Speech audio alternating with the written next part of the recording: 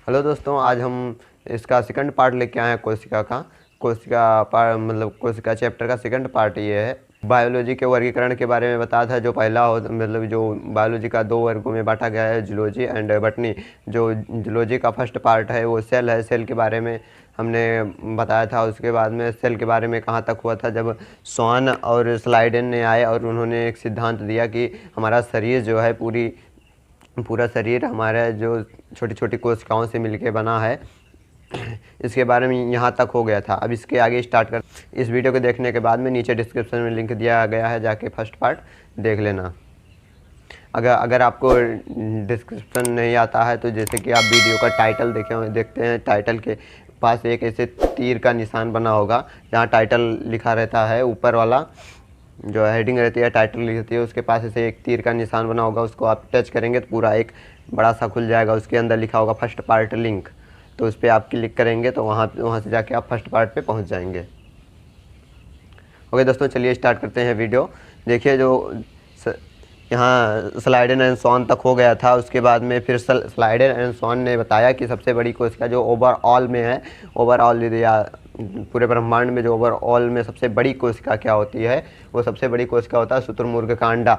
शुतुरमुर्ग का अंडा इतना बड़ा होता है, कम से कम मान लीजिए कि 1.5-2 किलो का अंडा होता है। जैसे कि आप कच्चा नारियल देखे हैं, पानी पीने वाला कच्चा नारियल, वो हरा रहता है। अगर आप उसको कलर कर देंगे या सफ़ेद कर देंगे, उतना बड़ा अंडा होता है शुतुरमुर्ग का अंडा। और उसके बाद में ओवरऑल सबसे छोटी कोशिका क्या होती है? सबसे छोटी कोशिका वो माइक्रोप्लाज्मा होती है। माइक्रोप्लाज्मा एक ब्लड में ही पाया जाता है माइक्रोप्लाज्मा। जैसे कि आप रेड ब्लड कणिका यानी कि श्वेत रक्त कणिका पाया जाता है, और लाल रक्त कणिका पाया जाता है, हीमोग्लोबिन पाया जाता है। उसी तरीके से माइक्रोप्लाज्मा भी पाया जाता है।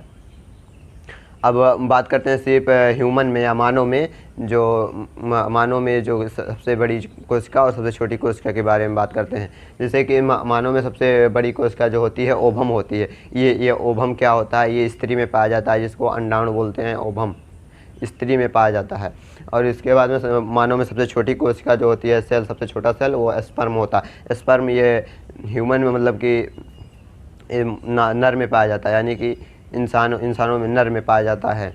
लेकिन ये मादा या स्त्री में पाया जाता है, ये नर में पाया जाता है। बाद में मानव में जो सबसे लंबी कोशिका होती है वो कहाँ पाई जाती है? देखिए, मानव में सबसे लंबी कोशिका जो पाई जाती है वो ब्रेन में पाई जाती है, यानी कि दिमाग की सबसे लंबी कोशिका होती है, जिसको न्यूरॉन बोलते हैं। उसके बाद में आते हैं कोशिका का विभाजन। मतलब कि मानव में सबसे ज़्यादा कोशिका विभाजन कहाँ होता है? मानव में सबसे ज़्यादा कोशिका विभाजन यकृत में होता है। यकृत या लीवर या यकृत में होता है। अगर आप लीवर में आप या चाकू या कुछ मार के फिर निकाल लेंगे, फिर धीरे धीरे वो अपने आप मतलब पुनः मतलब कोशिका विभाजन या पुनर्निर्माण की क्षमता। जैसे कि आप किसी चीज़ आप अपने हाथ को काट लेते हैं तो वो धीरे धीरे करके ठीक हो जाता है, यानी कि उसकी कोशिका फिर से धीरे धीरे करके डेवलप हो जाती है। इसी को बोलते हैं पुनर्निर्माण। सबसे ज़्यादा तेज़ी से यकृत में होता है, लीवर में होता है। अगर आप चाकू मार के निकाल लेंगे तब भी वो ठीक हो जाएगा। सिर्फ आप उसके ऊपर से घाव पे जो है कीड़े या मतलब दवा लगा दीजिए, जिससे कीड़े उड़े ना पड़े। इसके बाद में वो अपने आप पुनर्निर्माण करके या सेल डिवीजन करके वो अपने आप ही ठीक हो जाता है। और सबसे कम जो होता है, सबसे कम किस चीज़ में होता है? वो हमारे ब्रेन में होता है। ब्रेन की न्यूरॉन कोशिकाओं में जो इकाई होती है कोशिका में, एक छोटी सी यूनिट होती है जो होती है वो साइटोसोम होता है। साइटोसोम कोशिका का विभाजन करता है। इसको अभी पढ़ाएंगे थोड़ा आगे और चल के, जब माइटोकॉन्ड्रिया, गोल्जी का है, साइटोसोम, इसके बारे में पढ़ाएंगे तब इसको पढ़ाएंगे साइटोसोम क्या होता है। ये जो है साइटोसोम ब्रेन में नहीं पाया जाता। जो ब्रेन में होता है उसमें साइटोसोम नहीं पाया जाता है। साइटोसोम का कार्य होता है वो कोशिका विभाजन करना या सेल डिवीज़न करना, वो ब्रेन में नहीं होता है, इसमें बहुत कम होता है। तो इसके बाद आता है कोशिका। मतलब कोशिका की जो पहली परत होती है या पहली दीवार होती है, जो कोशिका के ऊपर पहली परत बनी होती है, वो किस चीज़ की बनी होती है? यानी कि जो कोशिका, मान लीजिए कोशिका है, कोशिका की जो पहली दीवार या पहली परत होती है वो उसको बोलते हैं सेल वॉल, यानी कि कोशिका भित्ति। कोशिका भित्ति किस चीज़ की बनी होती है? ये बनी होती है सेलुलोज।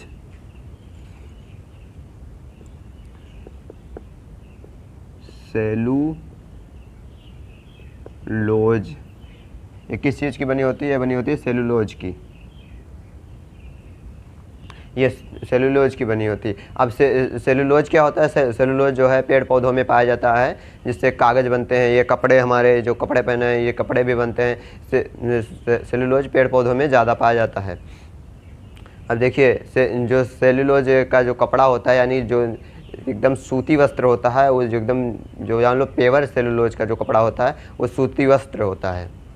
अब इसके आगे बात करते हैं माइटोकॉन्ड्रिया। माइटोकॉन्ड्रिया यानी कि कोशिका में जो पाया जाता है वो माइटोकॉन्ड्रिया, ये वाला माइटोकॉन्ड्रिया को ही ऊर्जा का गिरह कहते हैं, मतलब कि हाउस पावर कहते हैं। कोशिका का हाउस पावर जो है माइटोकॉन्ड्रिया को कहा जाता है। अब देखिए माइटोकॉन्ड्रिया का क्या काम होता है? ये ऊर्जा को बनाना और कोशिका में आंतरिक शोषण करना। जब हम सांस लेते हैं ऑक्सीजन जो है हमारे फेफड़े में स्टोर होता है, उसके बाद में वहाँ से ब्लड में जो हीमोग्लोबिन रहते हैं वो ऑक्सीजन के साथ क्रिया करके उसको लेके जाते हैं, हर एक कोशिका में बांटते हैं, यानी कि उसको ले जाते हैं, हर एक कोशिका को देते हैं। कोशिका से जब कोशिका ऑक्सीजन को लेती है और माइटोकॉन्ड्रिया में लेके जाके उसके साथ माइटोकॉन्ड्रिया से क्रिया करके, और माइटोकॉन्ड्रिया जब उसको अपने अंदर एब्जॉर्ब करता है, उसके बाद में शोषण करता है, जब वो क्रिया होती है उसके बाद में जब हमको ऊर्जा प्राप्त होती है। वो कैसे होती है? जो क्रिया होती है, देखिए जब माइटोकॉन्ड्रिया ऑक्सीजन के साथ क्रिया करता है तो इस क्रिया को वेब्रेस साइकिल कहते हैं। अब इसके दौरान क्या होता है? जब ये वेब्रेस साइकिल क्रिया होती है तो 38 ATP बनते हैं। ATP 38 ATP मिलकर के बनाते हैं एक ग्लूकोज। एक ग्लूकोज जब बनता है वही एक ग्लूकोज से हमको जो है ऊर्जा मिलती है। अब हमारे शरीर में कितनी कोशिकाएं हैं आप गिन नहीं सकते, इतनी कोशिकाएं, मतलब पूरा शरीर जो है कोशिका से ही मिलके बना है। अब सोचिए एक ग्लूकोज, मतलब कि एक कोशिका से एक क्रिया में, मतलब एक क्रिया में जो है एक ग्लूकोज मिलते हैं, तो हमारे शरीर को कितने मतलब एनर्जी की आवश्यकता होती है, और हमारे शरीर में कितनी कोशिकाएँ हैं जो हमको एनर्जी देती हैं। देखिए माइटोकॉन्ड्रिया का जो है इसका कार्य जो होता है कोशिका शोषण। कोशिका शोषण मतलब कि वही जो अभी हमने बताया कि जब हीमोग्लोबिन से ऑक्सीजन क्रिया करके जाता है माइटोकॉन्ड्रिया के पास या कोशिका के पास, तो कोशिका माइटोकॉन्ड्रिया वहाँ से ऑक्सीजन को ले लेती है और कार्बन डाइऑक्साइड दे देती है। जब ये इस क्रिया के दौरान जो कार्बन डाइऑक्साइड बनता है या CO2 बनता है, उसको जो है ये माइटोकॉन्ड्रिया उठा के हीमोग्लोबिन को दे देती है। फिर हीमोग्लोबिन आता है, उसके बाद में वहाँ से जो है फिर फेफड़ा के पास आता है, वहाँ से जो है उसको प्यूरिफाइड होता है ब्लड, उसके बाद में फिर वो मतलब कार्बन डाइऑक्साइड निकल जाता है और फिर से ऑक्सीजन क्रिया करके फिर यही श्वसन की क्रिया चलती रहती है। अब देखिए जो ये माइटोकॉन्ड्रिया होता है, अब देखिए दोस्तों इसके आगे अब देखिए माइटोकॉन्ड्रिया के बाद में जो आता है वो आता है गोल्जी बॉडी। ये गोल्जी बॉडी क्या करता है?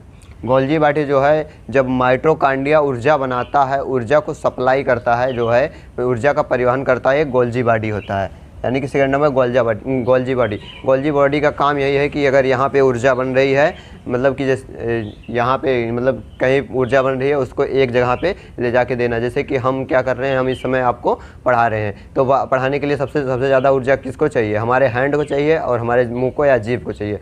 अब ये हमारे पैर का जो है ऊर्जा, ये धीरे धीरे मतलब यही जो ऊर्जा हमारे पैर में जो बन रही है, उस ऊर्जा को जो है गोल्जी बॉडी जो है वो सीधा लेके आके हमारे हाथ को और हमारे मुंह को दे रहा है। अगर ये कोशिकाएं ऊर्जा ना दें, कोशिकाओं में गोल्जी बॉडी ना हो, तो ये ऊर्जा ट्रांसफ़र नहीं होगा। मतलब जिसको ऊर्जा अपने का खुद का बनाएगा वो अपने पास ही रखेगा, अपना ही खर्च करेगा, दूसरे को ना दे, तो क्या होगा? जितनी ऊर्जा बनी रहेगी उतनी तेज़ी से हम काम करेंगे। उसके बाद में जब धीरे धीरे उस कोशिका की ऊर्जा क्षीण होती जाएगी, तो उसके बाद में हमारा जो है कायम करने का जो स्पीड है वो कम हो जाएगा। जैसे कि मैं पढ़ा रहा हूँ, जैसे कि मैं आपको बता रहा हूँ या पढ़ा रहा हूँ, अगर हमारे अगर ये गोल्जी बॉडी ना रहे हमारे शरीर में, मतलब कि गोल्जी बॉडी ना रहे, ऊर्जा का परिवहन ना हो, तो हमारी आवाज़ है वो धीरे धीरे एक समय के बाद में ऐसे धीमी होती चली जाएगी, धीमी, जैसे कि गोल्जी बॉडी क्या होती है, ऐसे मतलब धीमी होती चली जाएगी, मतलब ऊर्जा का परिवहन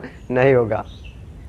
ओके दोस्तों, अब देखिए उसके बाद में जो आता है वैक्यूल्स। ये वैक्यूल्स क्या होते हैं? यानी कि जिसको कोशिका में ये वैक्यूल्स पाए जाते हैं। वैक्यूल्स जो होता है वो पानी का स्टोर करता है, मतलब 65% पानी होता है, लेकिन 65% पानी एक ही मतलब लिक्विड के ही फॉर्म में नहीं रहता है। ये पानी के फॉर्म में नहीं रहता कि हाँ यहाँ पे पेट में पानी भरा है, आप चक्कू मारिए टंकी में से पानी निकाल लीजिए, यहाँ से 65% पानी निकल जाएगा। नहीं, ये हमारे हर एक कोशिका में वैक्यूल्स के रूप में स्टोर हो जाता है। मतलब हर एक कोशिका अपना पानी जो है अपने आप में रखे रहता है, यानी कि वैक्यूल्स के रूप में स्टोर किया रहता है। हमारे शरीर में 65% पानी रहता है, तो अगर हमारे पास अगर 1% पानी का मतलब हमारे शरीर में 1% पानी की कमी हो जाती है तो हमको प्यास लगती है। अगर 2% या 3% पानी की कमी होती है हमको और तगड़ी प्यास लगती है। अगर 5% पानी की कमी हो जाती है तो हमको एकदम त्रास की प्यास लगती है, मतलब पानी के बिना हम रह नहीं सकते। अगर 10% पानी की कमी हो जाएगी तो हम निकल लेंगे, यानी कि यहाँ से छुट्टी, यहाँ से चल देंगे,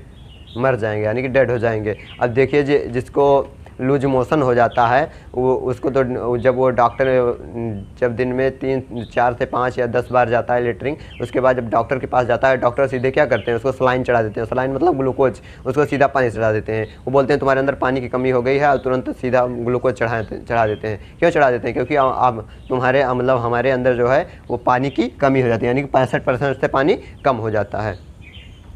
तब वो पानी फिर से जाके हमारे वैक्यूल्स में जो है फिर से जाके धीरे धीरे ब्लड के साथ मिल के जाके वो वैक्यूल्स में हमारे फिर से स्टोर होने लगता है और फिर हम ठीक हो जाते हैं।